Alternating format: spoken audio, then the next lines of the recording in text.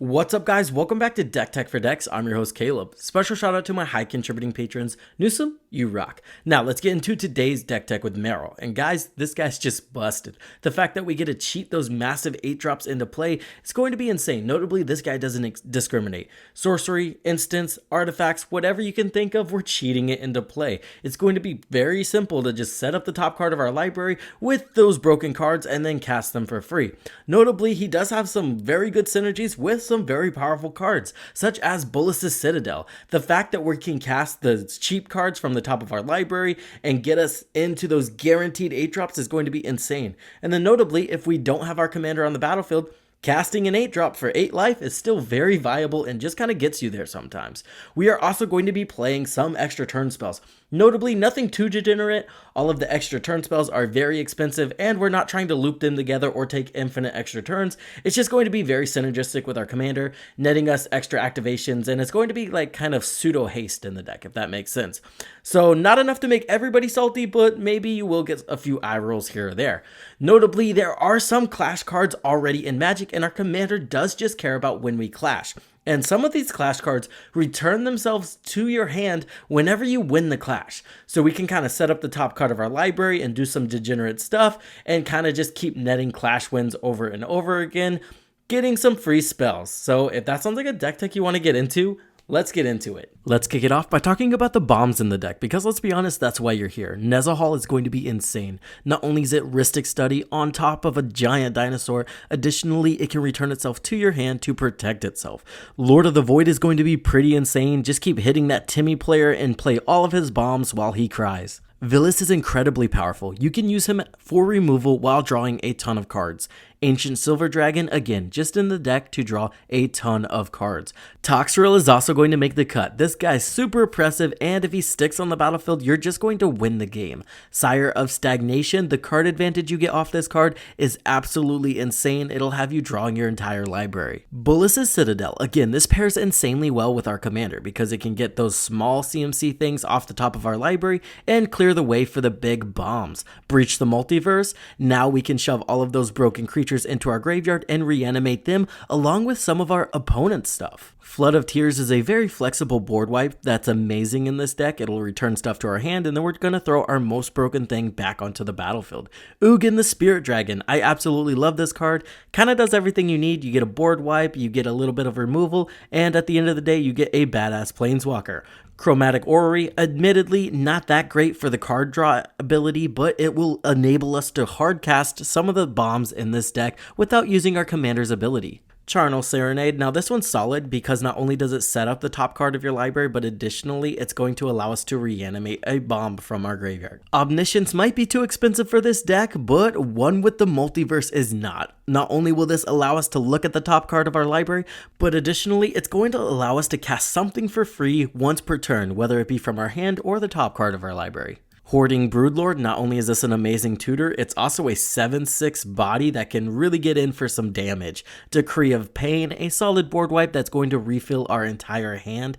Seagate Restoration, it's a land but also solid card advantage if we flip into it with our commander. Curtain's Call, again, this one's cost gets reduced. It's literally mostly in the deck just so we can win a clash, but in a scenario where we need to remove 2 creatures, it's also going to be solid.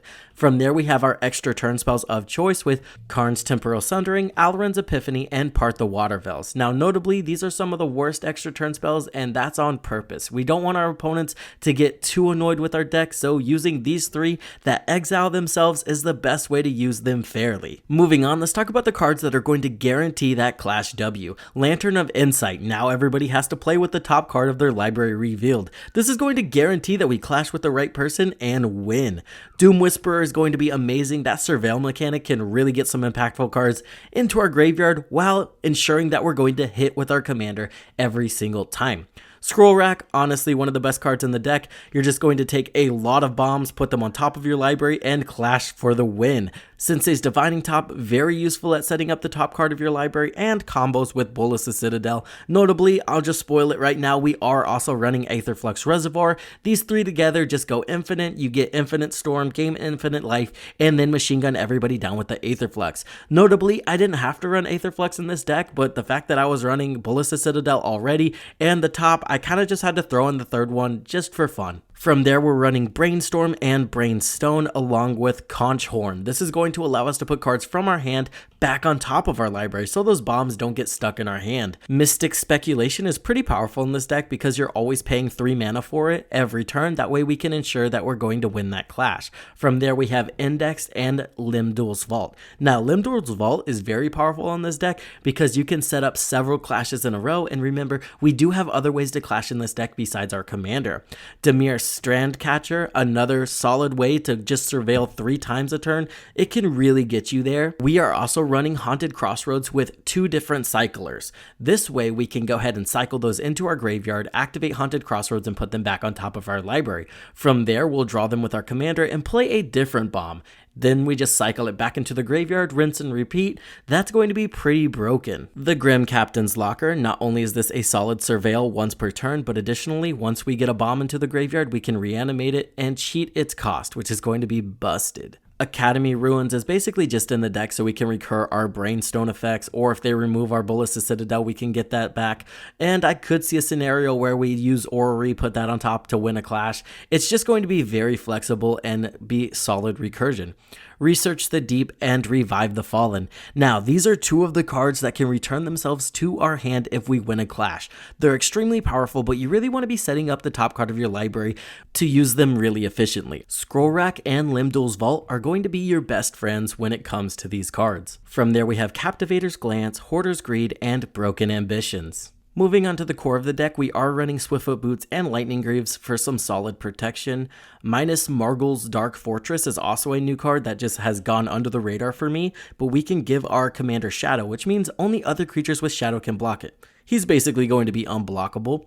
Mary is also some pretty solid tech here. Not only is it going to give our giant octopus death touch, additionally, we're going to net treasure tokens and card advantage off this card as well. It's going to be amazing. Strionic Resonator can just double up on our commander's activations. Personal Tutor, $3, throw it in the deck. There's a lot of busted sorceries in this deck that we can cheat into play with our commander, so that's going to be solid. We're also running Ruthless Technomancer. 9 times out of 10, you're going to play something like Hordling Broodlord, you're going to tutor up Ruthless Technomancer, and then you can sacrifice the Hordling with the Technomancers for a ton of treasure tokens. So that's one line you can use if you need more mana. Aetherflux Reservoir, again, this is going to combo with Bolas' Citadel and Sensei's Divining Top. Windfall for some solid card advantage. Fabricate to get those really important artifacts out of our deck.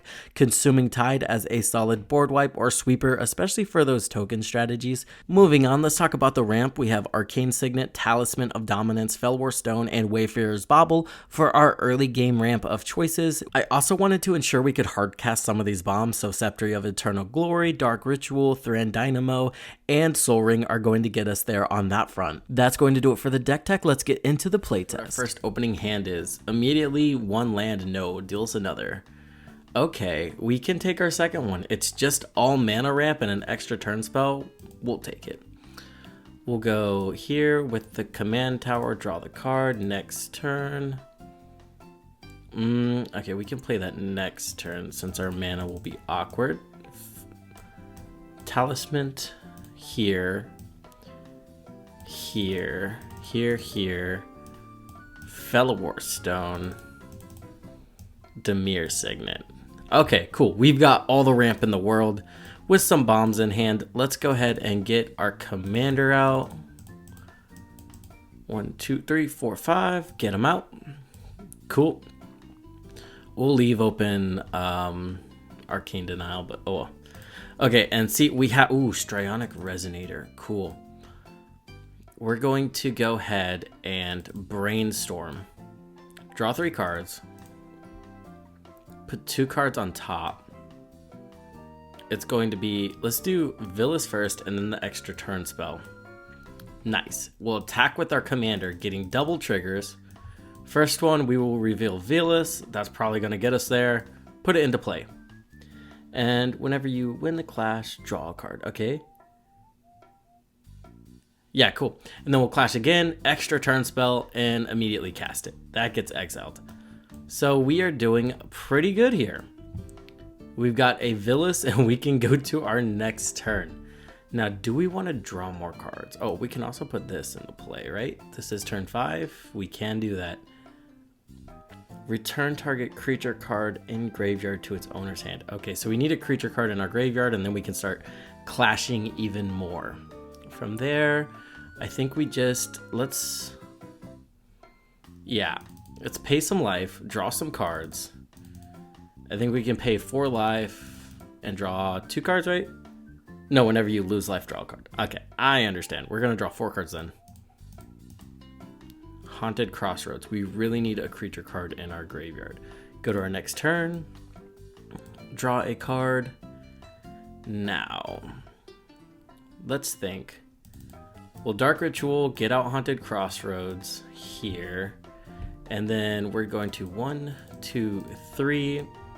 Search up an artifact, put it into our hand. Should we go for Ballistic Citadel? Pretty busted. Pretty greedy also here. 3, 4. Especially since we don't have Brainstorm anymore. But let's go ahead, pay 2 life, draw 2 cards. Pay 2 life, draw 2 cards. Okay, this will at least put us at 9. So we can go to discard at instep. Actually, we need to draw 2 more cards.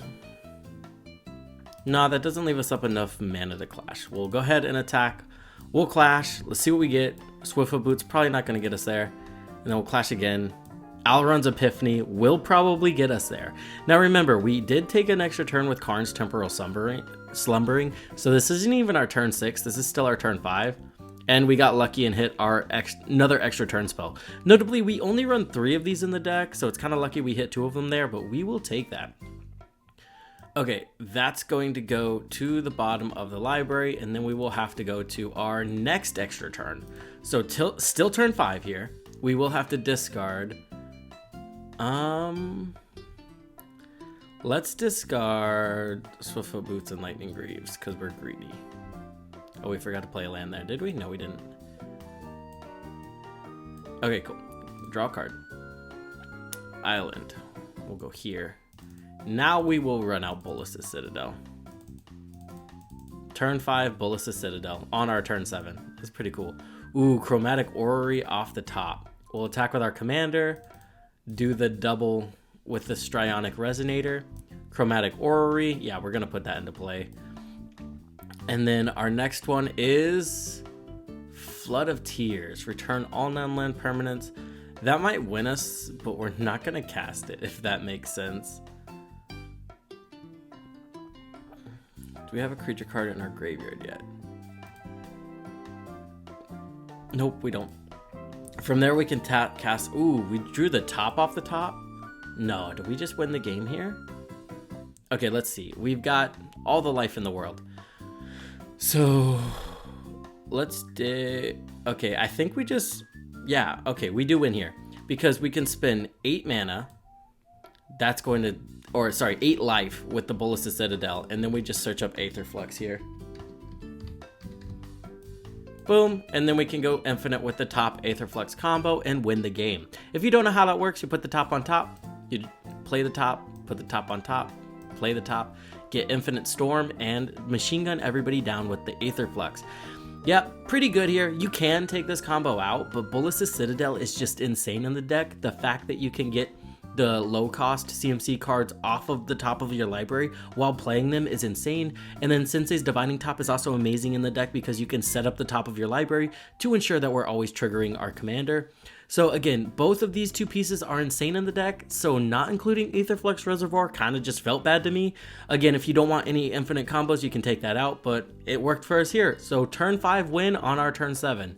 Kind of disgusting. Your opponents are not going to appreciate that, but hey, Dimir does disgusting things, and that's going to do it. So if thank you guys for watching this far. If you made it this far, I would like to thank my high contributing patrons, Newsome, Excessum, Chicken Salad, and Preator. You guys are amazing. With that being said, let me know what you think about this deck in the comments down below. And as always, I hope this helped you in your deck building endeavors. I will see you in the next one.